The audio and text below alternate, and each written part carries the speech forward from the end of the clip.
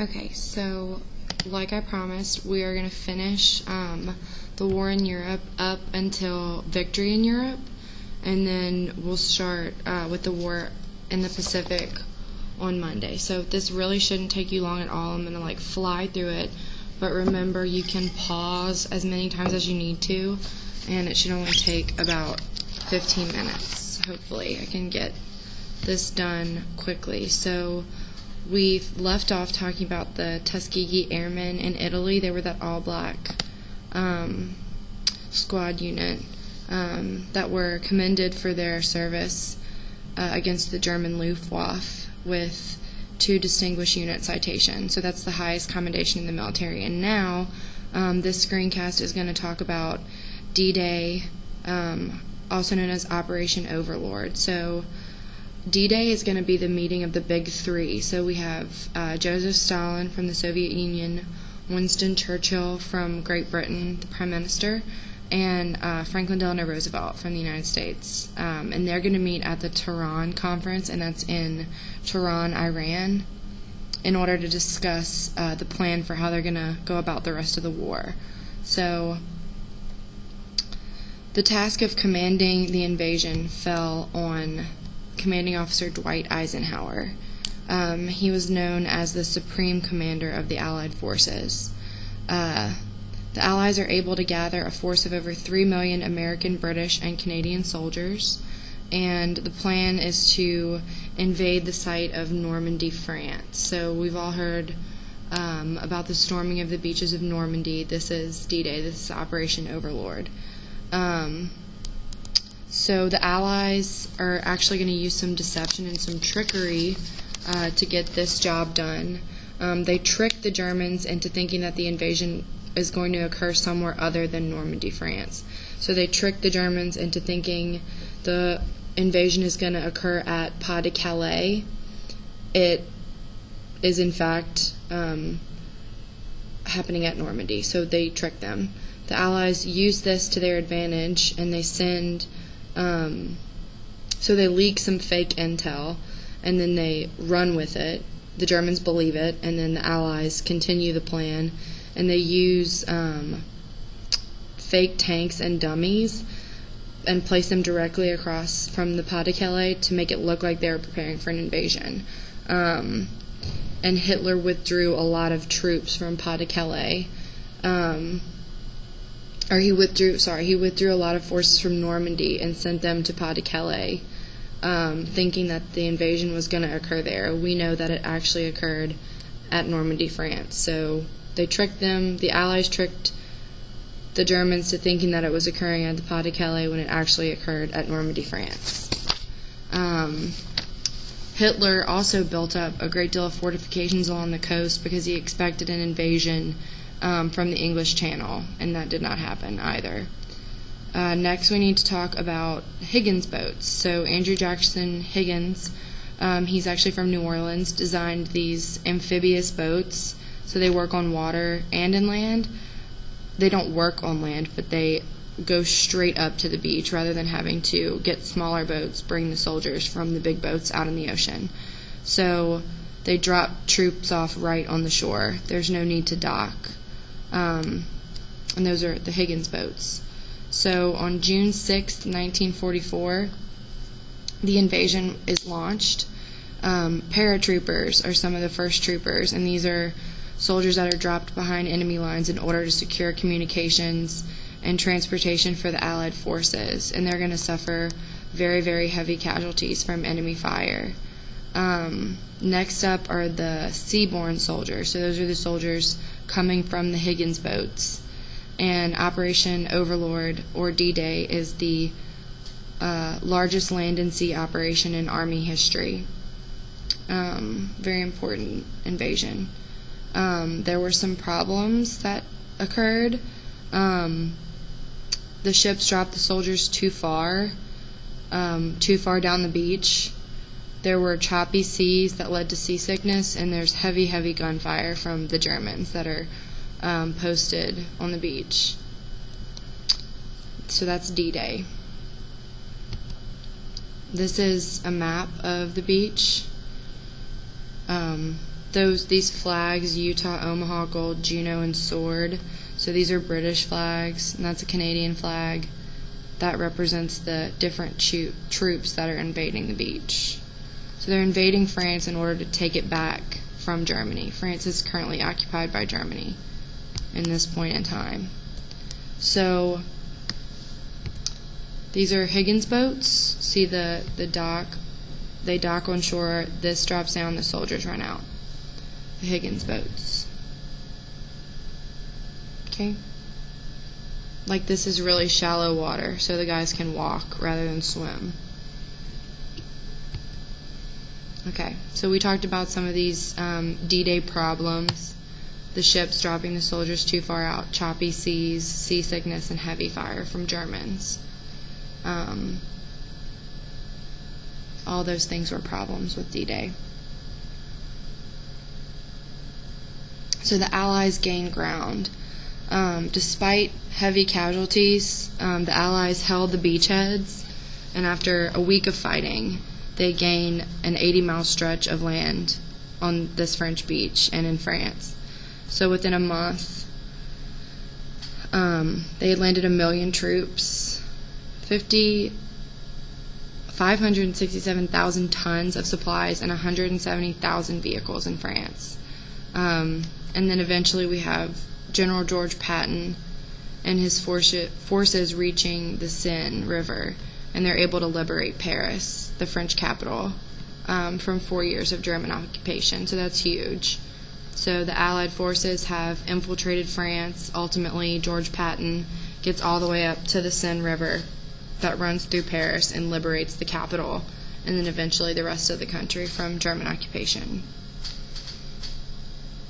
By September 1944, the Allies had freed France, Belgium, and Luxembourg. Those were all under German occupation. And with this good news, the Americans acted on the old saying, don't change horses in midstream. So don't change what you're doing in the middle. If it ain't fixed, what is it? If it ain't broke, don't fix it.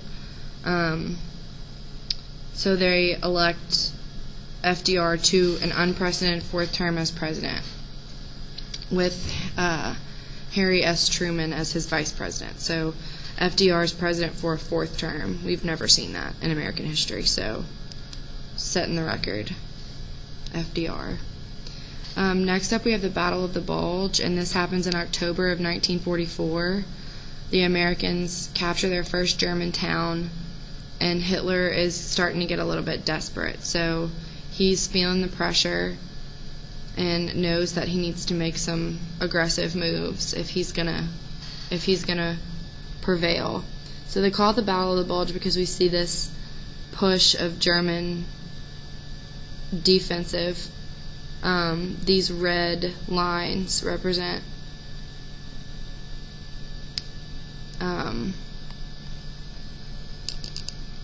it's the Bulge. That's where they get the name, the Battle of the Bulge. So Hitler is ordering his troops to try to regain the Belgian port city of Antwerp. Port cities are important during wars because they get supplies. So if you control the port, you control the supplies. So Hitler's trying to get Antwerp back and cut off enemy supply lines, splitting the British and the Americans. So tanks are going to drive through 60 miles of enemy territory, creating a bulge in the line of defense. And this is where we get the name Battle of the Bulge. So here you can see the bulge. The battle went on for a month, and when it was over, the Germans had actually been pushed back.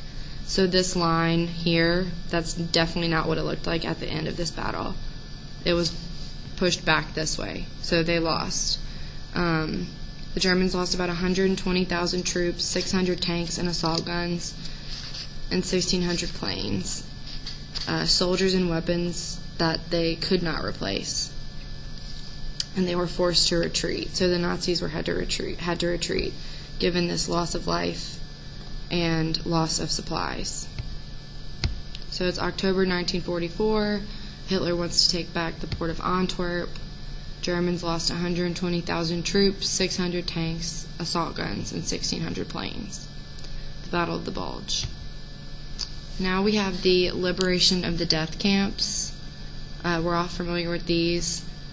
The Allied troops were pressing eastward into Germany, while the Soviet troops are coming westward into Poland and eventually to Berlin. So we've got the Allies coming from the right, the west, and the Soviet Union coming from the left, or the east, if you want to think about it in terms of left of Germany and right of Germany, into Poland and Berlin. So the Soviet troops are actually the first ones to come upon a Nazi death camp in Poland, and it was in 1944, and they were absolutely horrified by what they found there. One of the soldiers said, "This is not a concentration camp, it is a gigantic murder plant." So that's the Allied powers finding the war camps. And obviously the Allied powers, the Americans, were just as horrified by what they found in Germany. And then this is a picture when the camps had been liberated. It's pretty cool. Now we have VE Day. So this is the end of the war in Europe, and thus the end of the screencast. So we're almost done. So by April 25th, 1945, the Soviet army had stormed Berlin. So the Soviets that were coming from the east they've arrived. So they've gone through Poland, and now they're in Germany, in Berlin, which is the capital of Germany. Hitler is in his underground headquarters in Berlin, and he's preparing for the end of the war, whatever that might mean for him. On April 29th, he marries Eva Braun, and the same day he writes out his last address to the German people. And in that address, he blames the Jews for starting the war and his generals in the Nazi Party for losing it. So he doesn't really take any responsibility for his part in the war. The next day, so April 30th, Hitler shot himself, and his new wife swallowed poison. So they both commit suicide. And a week later, General Eisenhower accepts the unconditional surrender of the Third Reich. So the Third Reich is Hitler's. So April 29th, marries Eva Braun. He says, "I die with a happy heart, aware of the immeasurable deeds of our soldiers at the front. I myself and my wife choose to die in order to escape the disgrace of capitulation." And capitulation is surrender. So he would rather die than surrender. And then a week later, from Hitler's death, we see General Eisenhower accepting the unconditional surrender. Those were one of the terms. The Allies needed unconditional surrender. And that happened on May 8th, 1945. That's Victory in Europe Day. That's like a hugely important day. Underline that, bold that, highlight it, circle it. May 8th, 1945. The war in Europe is finally over. That's a photo of Hitler and his wife, Eva Braun, and his German Shepherd, which I just think it's bizarre that he had a dog or a wife, but okay. There's VE Day, May 8th, 1945, parades and celebration. The war's over in Europe. And now, unfortunately, FDR didn't live to see the end of the war. He didn't live to see VE Day. He died on April 12th, 1945, of a stroke while he was posing for photographs in Warm Springs, Georgia. That night, Vice President Harry S. Truman became the 33rd President of the United States. So, with that, April 12th, 1945, FDR dies of a stroke. Harry S. Truman becomes 33rd President of the U.S. And that is the end of the screencast. So thank y'all for listening. I hope it's helpful.